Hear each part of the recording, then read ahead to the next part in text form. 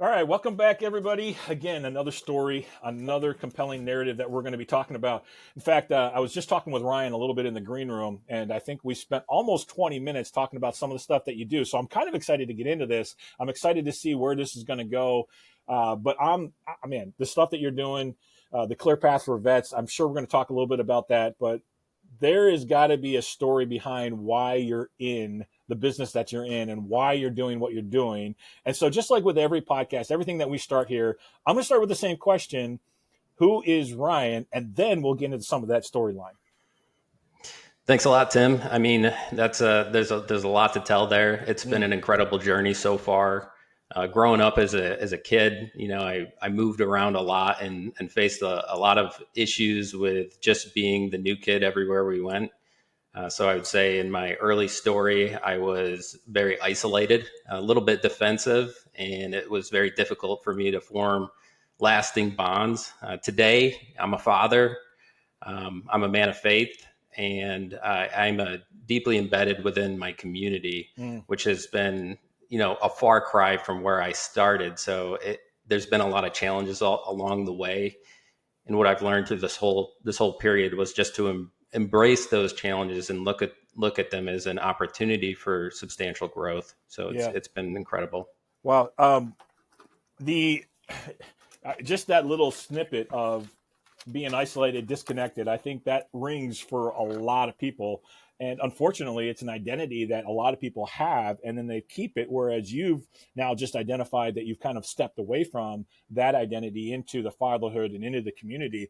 So let's explore that a little bit and look at what was life like for you growing up? What were the beliefs or the narratives that you adopted? And sometimes it's something that somebody said to you as a brief conversation. Sometimes it was an example. Sometimes somebody said, you have to live this way. So what was life like for Ryan growing up? And what did you have to accept to be able to basically survive? Great question. I grew up in my mother raised my brother and I. My parents were divorced at a very young age. And so I learned very quickly that life for us was mostly about survival. My mom was working various jobs and just trying to keep food on the table. Mm-hmm. So my narrative and any vision for myself was mostly formed out of my own ideas. I didn't have a father figure that was raising me and trying to help me in guiding my steps and where I should go or what I should do. School was challenging for me. I switched school districts often as a kid, not because of the military. We just moved around all over the place as a kid and was never in one place for a significant amount of time, which, the biggest challenge there was forming lasting relationships that were meaningful. But, as a kid, one of the movies I saw was Full Metal Jacket, and that opened up a new door for me. As long as I can remember, I've always wanted to be in the military. And I think how I gravitated towards that was that there was a special fraternity. It was a brotherhood of people that care for one another in defense of a very significant, honorable cause. So, my story just naturally led me in that direction. And I was fixated on it throughout my entire early childhood up through high school, and then committed to it, joining the Marine Corps in 2005.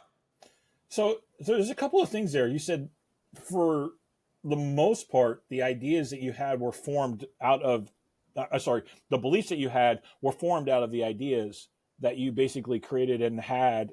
And then it sounds like a movie was one of the most influential things, but there is definitely, and you mentioned this earlier, was the isolation. So help me, I'm going to kind of tie this together and then help me kind of understand this. First of all, the experience is isolation, because moving from place to place is going to create that difficulty to be able to have or create or develop the deep relationships. And then the movie kind of presented this picture of a fraternity in the military.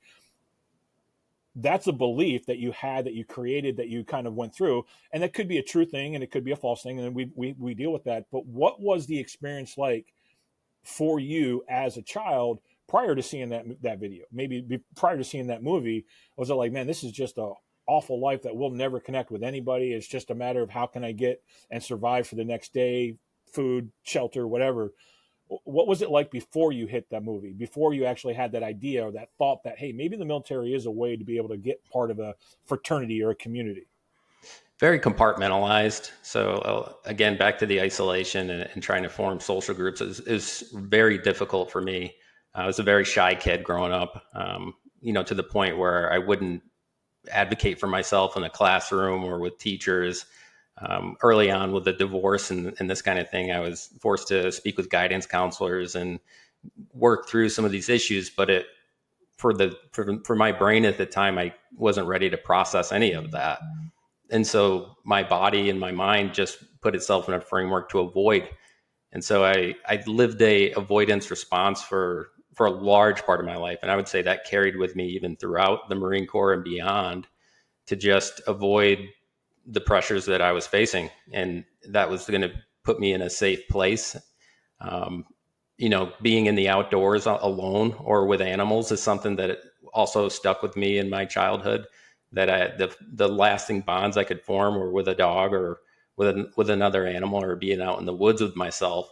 And I think the elements of that too led me in the direction of being in the military, because of the outdoors and nature and just things that I had an affinity for naturally.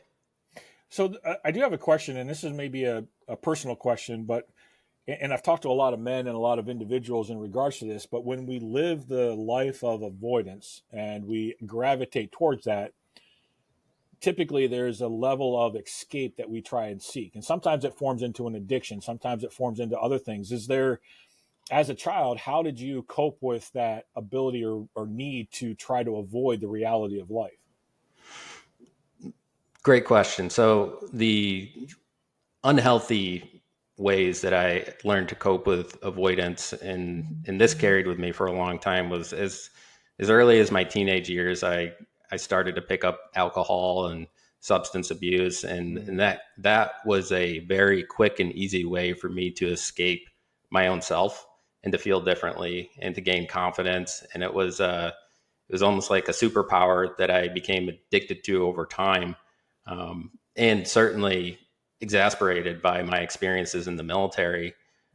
Beyond that, it was simply just staying outside of my home. I didn't feel comfortable just being in my home alone, and I hung out with a lot of the wrong crowds as a teenager and growing up all over the place, and just trying to attach myself to a social group that I could blend in with, and kind of develop this chameleon type of mentality where I just had to do that to survive. And it didn't always lead me into these groups that were the best for me. I certainly know that now.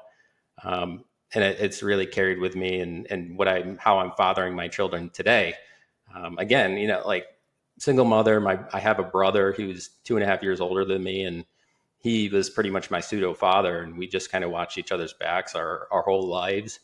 And it wasn't always the best way to go about things. So whatever I could find that would help me cope with my own issues, and most of those being troublemaking or doing things that weren't legal, right? Or, Right. uh, getting involved with alcohol or drugs and that kind of thing. It definitely imprinted on me as a young kid. Well, that's the blessing that we have at our age. We don't have social media that recorded all of our dumb mistakes. Right. Yeah. So, in all of that, how did you see yourself as an individual? Your self-esteem, your confidence, and the way that you viewed you showing up in the world. How did that have an impact on your life? Early on, I saw myself as weak, suppressed, lack of confidence. Um, I didn't feel like I fit in with any groups that really had a collective betterment for one another. Right. It was very hard. Yeah. So that weakness mentality, lack of strength, courage or commitment or confidence, again, like naturally, I think led me down the road to join the military. Hmm. So, what was the shift? What was the thing that helped you start to see from, hey, I'm not really worth anything. I don't really have a whole lot of value that I can add to society. To, I mean, today you're doing such great work with Clear Path for Veterans, and there's a lot of things that you're doing. But there had to be a shift. There had to be a time of growth. There had to be a perspective change on how you viewed yourself and how you viewed the world. What started that perspective shift? The start was a lot of challenges that I faced while in the military. So as soon as I graduated high school, I was off to Paris Island to go through boot camp. And in 2005, we were at the height of Operation Iraqi Freedom, and I was in a combat MOS in the infantry. So within 7 months of me completing boot camp and dropping to my unit, we were deployed to Iraq. And the first deployment to Iraq was very traumatic. Nothing that I could really process at the time. My brain was wired in such a way where I had a specific job and a mission, and there was nothing that was going to get in the way of doing that. I would say my avoidance responses carried with me because we lost a lot of men that I served with during that first deployment, some of which I was very close with and very close to in proximity when these horrific events had happened. And so, following my first deployment, it just the continuation of the alcoholism got worse and worse. And I deployed back to Iraq in 2008 and continued with another deployment. After that, I would say shortly, even during that, I realized like this isn't it. I have to explore what else is out there because I'm risking my life every day doing this, and in defense of a cause greater than my own, in defense of our nation. However, I was likely missing out on all that life had to offer. So I did decide to complete my 4-year enlistment honorably and got out of the military. But I was immersed into an environment where then again, I just felt like a complete stranger. It took about a decade. What you're describing, the change, the shift, didn't really happen until after I found my place at ClearPath and began as an employee there. But really what it took was continued loss. There was a 3-year period between 2016 and 2019 where I experienced a very traumatic loss with a dog that I was in training with. She was hit by a car. And, this dog she was like a lifeline for me. And when I looked at her, I looked at a semblance of hope towards recovering from symptomatic post-traumatic stress. And when she was hit by a car, that was essentially snuffed out. And it happened to be in a very remote area and there was no veterinary hospitals around. And I ended up having to put her down personally, which just continued to make this all worse. Shortly before that, I had started to quit drinking, thinking this was going to solve my issues, right? Like if I get sober, then I can rediscover my character, my identity, and what my purpose is going to be. What I'll tell anybody that's on that journey is just buckle up, because for the first couple of years, at least with my story, I was hollow. It just made me a very diluted version of myself where I just had to learn how to be who I was going to ultimately become, which took a lot. I mean, just to Can I pause you just for a second? sure. And I love where you're going, but I also feel like there's a really deep question right here. I'm just going to say approximately a decade, possibly 2 decades of complete avoidance. And then in essence, you quit cold turkey on the drinking, and now you're faced with all of those decades of avoidance. Is that what is creating that hollowness? Is that the facing all of those demons? What was the biggest challenge there in quitting and then having to face the reality of life?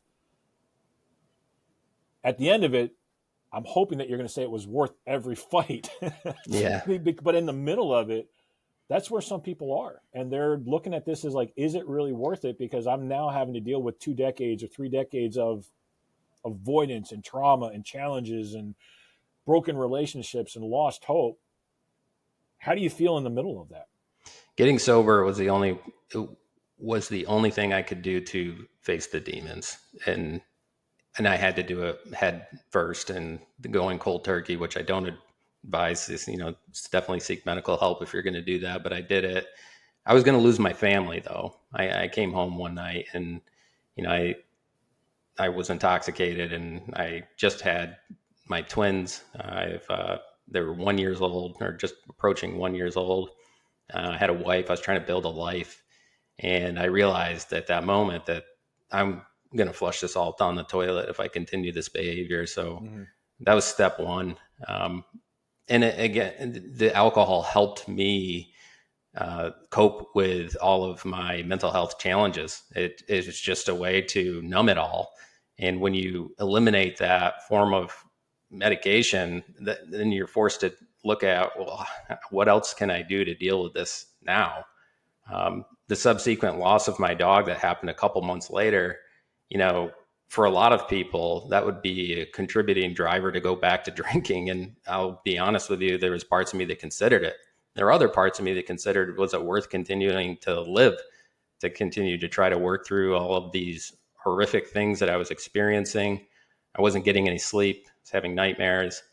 My memory is all over the place. I was just completely out of chemical balance, facing those two significant things.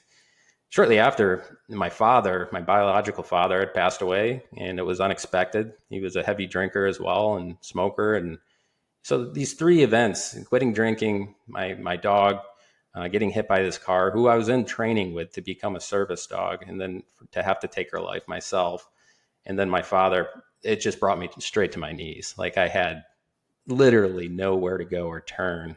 And there's the crossroads was I can either, transform all of this trauma into something that's going to be better, not only for myself, but the community at large, or I can end it. And a volunteer at ClearPath who saw me going through these struggles, he had invited me to a social group of his that he was doing for several years, which I was very hesitant and cautious to do. But it was enough of a lifeline at the time where I had nothing else. And I said, okay, yeah, let's go for this. And that just began a whole new chapter for me. So let's talk about that, because it's amazing to me how many times somebody will come on the show and they'll say an individual said a word. And sometimes it's a stranger, sometimes it's somebody that you know. But that one word changed the trajectory of your life, because it was, for lack of a better word, it was that ray of sunlight that gave you the ability to see hope and see something that was possibly at the end.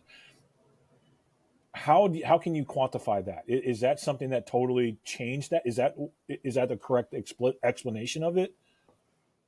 It was a start, as somebody that saw something within me that clearly was dark, and it was an invitation. And I would encourage anybody listening to this, if you feel compelled and see somebody struggling, to throw out a lifeline. It can be so incredible. It was enough for me to submit to that and to start attending this group. And really, a lot of it was around story, hearing other people share their story and their challenges. And my first couple months doing this, I just sat in the back and did not say a word. And but my first time doing it, I heard another man tell his story, and wow, like I was blown away. Civilian, and just the challenges and the trauma that they experience, it just gave me something that I could share a common thread with. That shared experience is really important, even if it's not related to the military. The fact that we're all dealing with something heavy and difficult was enough to continue. Keep encouraging me to keep going to this group. Yeah. So what was the path like then? I mean, basically you said you're on your knees. It's the bottom of where you're at. The realization that if this continues, you're going to lose your family. You're going to lose the things that you love the most.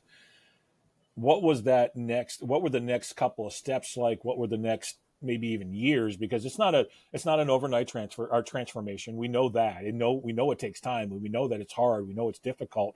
I think you even said buckle up, because it's a ride. But what were those years like, to be able to start to craft and form the life that you wanted, to face the demon, to kind of crack open that cellar where you've got all of these demons hidden away, and all of a sudden they start creeping out because now you have to face them and deal with them. What was that process like? It wasn't a 24-hour makeover. Yeah. I would say, for the next 5 years, it was incremental change over time, small. And I looked at all of the spaces that I was occupying and started to think about, well, how do I improve my physical health, or my mental health, or my spiritual health, and just taking my time with each of those. So I started reading books. I found a church community. I joined a gym.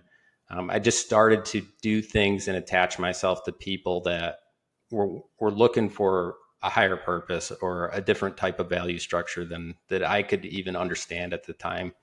And after getting myself physically well, I was feeling mentally prepared to engage in therapy and that kind of thing. And I did that for several months, which helped open up some doors that were closed for a very long time to talk about traumatic events that I had never disclosed to anybody. Um, so it was very helpful for me to make sense of a lot of that and Mm-hmm. understand why I have some of the reflexive responses that I have to things that I experience. And really, it was the work that I was doing at Clear Path for Veterans that helped me discover this new purpose of coming alongside other men and women and veterans and family members that were facing these unique challenges to help them find a different path towards betterment. And that was it. And it was just cultivated in such a way that made sense. I just it was astounding, really, to arrive where I am today after going through everything that I went through. And we didn't scratch the surface really on Yeah.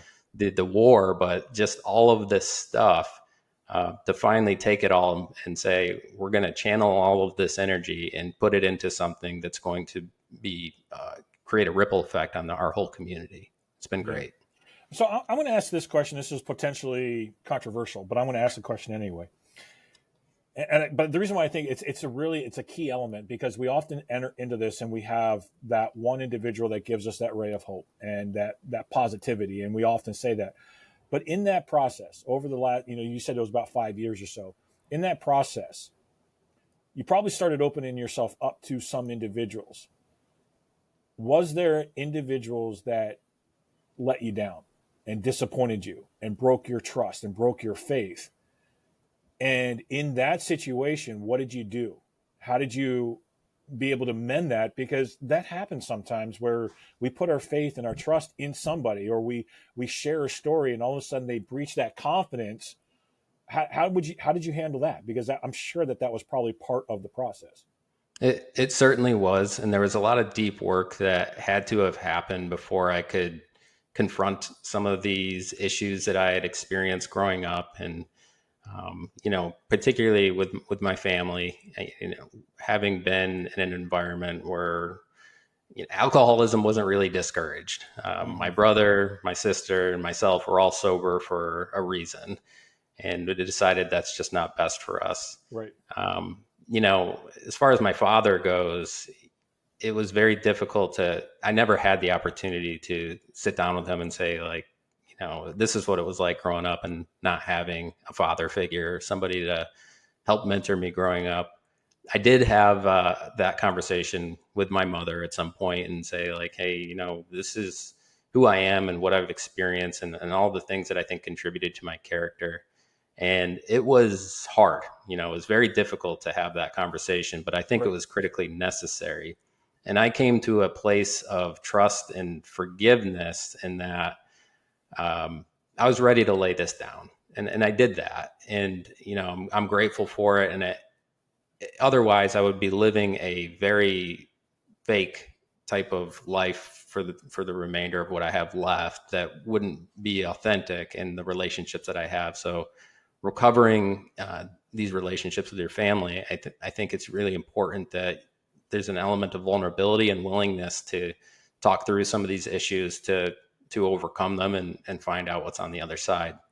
So there's two questions on this part of it because again, I've talked with a lot of men and a lot of women. Um, Sometimes there is that parent wound. I'll just use it as that part of things. And some of the coming clean, some people have the ability to be able to talk to the parents and share the details of everything that has been and how you felt and what your perspective of was growing up. The result is one of two ways, well, probably possibly three ways, but either one, it comes very favorable, and there's like a healing process that happens, and the parents are willing to share some of the perspective from their side. The other side is like, well, we did the best we could, and so therefore, like, and it's not a positive. But then you also have the middle ground too, where it's kind of like, well, we don't really know what to think about this because your parents haven't healed from some of the stuff and some of the trauma, and your parents haven't gone through all of those things. So let's ask this question: how did that work for you, and what was the response? And maybe you can even talk towards maybe you've seen some different responses with some of the men that you've worked with, but how do people deal with that? And what do you do? Because there's that concern. If I say something to my parents or I say how I'm really feeling, it could just totally destroy things. So Yeah, yeah, speak towards that maybe just for a minute, and then I'll ask the follow up question. sure. I mean, it wasn't received very well, Mm, and confronting some of those issues. And I expected that. I grounded myself into this conversation where I was just going to say my piece. And there's still things that I need to continue to wrestle with. Everybody has a story, yep. including my parents. And, Hmm. you know, I don't discredit that or discount it by any stretch of the way. So the best way for me to describe this is while it wasn't received in such a way where there was immediate healing or was a covering of a scar, it was a relinquishment of a burden for me. It took a load off of my shoulders that I've been carrying for a long time that I felt needed to be said. And, you know, and I will not say I am 100% the one that's in the right here. Right. I'm an adult. I've made my mistakes along the way. I've had the autonomy to make whatever choices I would make. I was just influenced. And so, when you're as a kid, you're deeply influenced on these things. And Yep. but I prepared myself. I prepared myself for how this was going to go and how it was going to be received, and it was non-confrontational.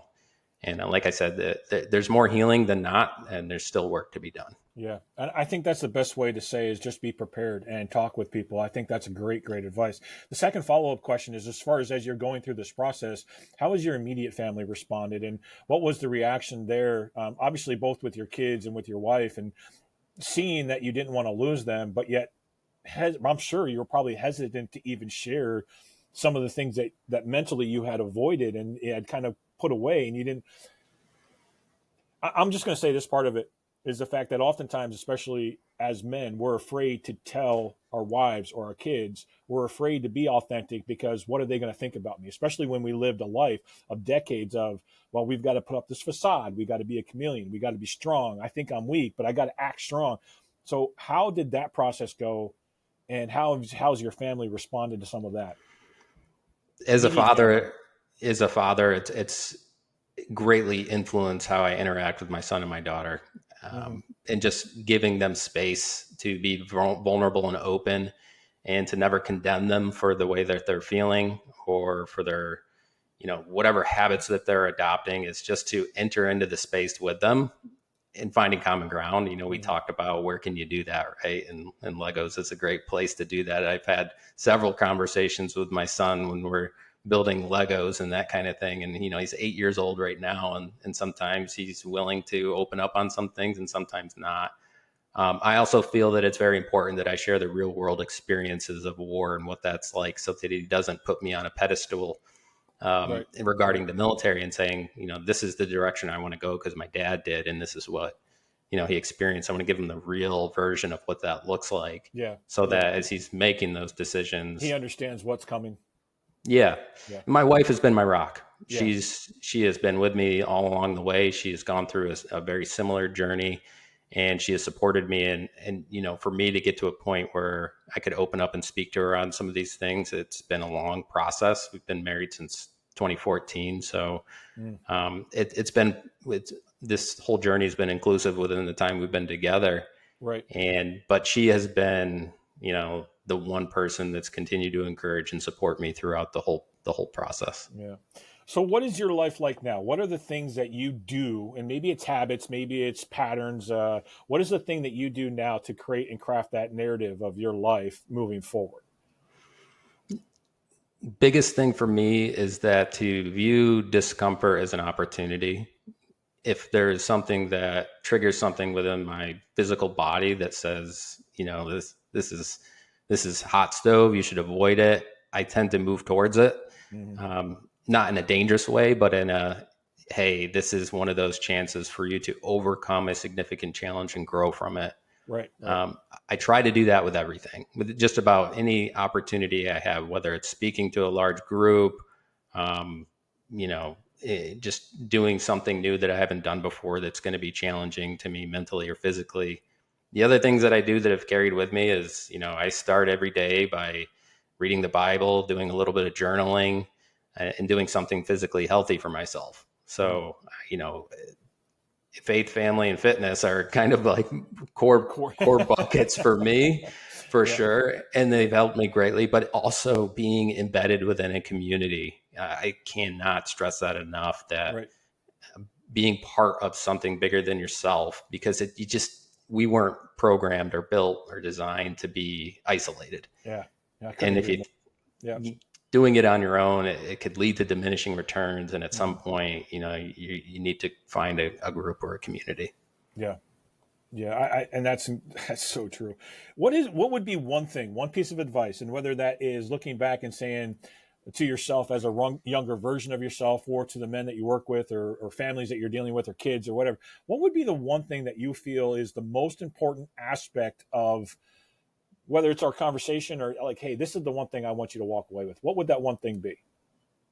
To find a value structure, uh, to have a purpose in life, a long-term vision for yourself. And if somebody told me that when I was 22 years old, I would be like, yeah, okay, buddy. Like I wouldn't listen. It Right. would be very difficult for me to understand that, or comprehend what I was trying to be told. But it is so important to establish a hierarchy or a structure in which you're doing something not just for yourself. As a service member, as a veteran, I have learned that service is embedded within my being. It's something that I desperately want to do, and I find so much intrinsic value in serving others, and that has been my calling for the last 9 years at ClearPath, and I would say even in my time in the military. But man, I can't find anything greater. Alcohol or any of that, it doesn't hold a candle to being able to serve others and Mm-hmm. see the look on their faces, or the testimonies that they give when their lives have been transformed or changed just by a little bit of influence or programming or mentorship, or just sitting down and having coffee with somebody. That's the other part too, is we have a wealth of knowledge within our community of those that have done it before us. Right.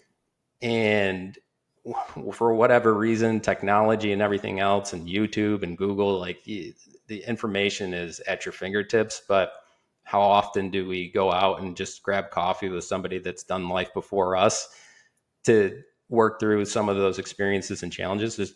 That's something that I do religiously. I mean, this morning I was having coffee with a mentor of mine who's retired, and he's done life, and he's given me some very sound advice. And just to connect on that level is just so critically important, and to embrace it. You may not want to do it, or you may say your schedule is too busy, but if you prioritize that kind of thing, and you just won't regret it. That's Yeah. 100%. Yeah, no, dude, this the last 2 minutes there. If you didn't listen to it all, go back, rewind it, because there was just a bunch of really, really good stuff there. But I want to bring out this one thing, because you said if you were talking to yourself, like 20 years ago, or 20-year-old you, and somebody said to you the fact that, hey, you need to get your values to be able to do, and as a 20, why? That's pretty much the first question. Is, I mean, I don't really care about all these things, so why are values so critical? Why do you have to be able to set up that structure? It would be great if we had a crystal ball in our 20s or teenage years to be able to see what the future holds for us. But the way our bodies mature, and seeing ourselves in our 30s and 40s is just not possible at that time. And the danger of being a pleasure seeking individual, and that's all you do, is it just leads to destruction. And there's numerous case studies and data and stories out there of people that they trash their lives just seeking the commodities and things that are going to bring them the immediate comfort that they're looking for. Um, it, it I don't have any words to say the why.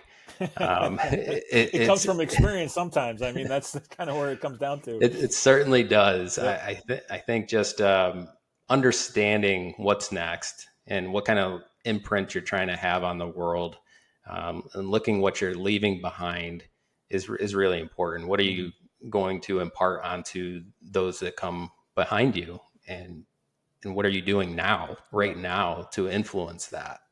Whether it's getting your degree in college, or deciding to not go out and do that thing that you're not supposed to be doing because it's just not going to be good for you. Yeah. it's hard to wrestle with that because I still say it would take something, it would take a miracle for my 22-year-old self to listen to that. Yeah. But I think it's important to hear. It is. It absolutely is. All right, we're going to wrap up, but I want to do this. Can you give me kind of like a commercial of Clear Path for Vets, what you do there, the work there?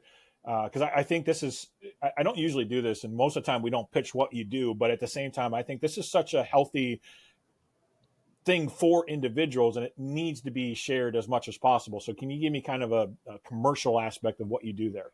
Yeah, Clear Path for Veterans is located in central New York. And what we do is we connect with veterans, help them find community, work through various unique challenges, everything from education to employment to mental health. We do have a peer support program and a canine program that works with veterans and family members diagnosed with post-traumatic stress and traumatic brain injury to help them be placed with a service dog to help mitigate some of those symptoms. We do have some national programs and localized programs, but really it's about being a part of a welcoming network for veterans coming home. It was the principles that it was founded on were to be a community that forms a circle, a protective circle around our veterans and walks with them shoulder to shoulder through their journey to help bring them back into the world that goes beyond, what you receive when you're getting out of the military, which those of you that are listening that experience that know what I'm talking about. It takes time, and we're here to be with you as long as that takes. Yeah. So how can people get in contact either with you or with the Clear Path? What's the best way to connect? Best way to connect is through our social media platforms. We're on Facebook, Instagram, LinkedIn, YouTube, or if you can connect with us directly through our website at www.clearpathforvets.com. All of our various programs are on the website, ways to connect with us. It's all there. But reach out and you can connect with a live person at ClearPath just by calling our office and asking questions. And we're always willing to have those calls. Awesome. What about connecting with you? What's the best way to connect with you directly? I am also on Facebook, Instagram, and LinkedIn and all the social media platforms. You can even call the office and ask for me personally, and I will answer your call and have a conversation with you, and I'd be happy to do so. Awesome. And I love that. I love what you're doing. I love how you're, again, acting in service of others and helping others. So thank you for sharing. Thank you for taking the time with us today. For those listening, man, again, a great story, all about service, all about looking outside of just who you are and then being able to share that part of it and craft your purpose and create values around that. And I encourage everybody that's listening to continue to write your story, craft your story, because every story is important. Every story has a connection somewhere, and being part of that community is such an absolute key for your life and for the health. So until next time, keep writing, keep crafting, because you are definitely important. Thanks again, Ryan. Appreciate you, and we'll talk again soon, probably. Thanks, Tim.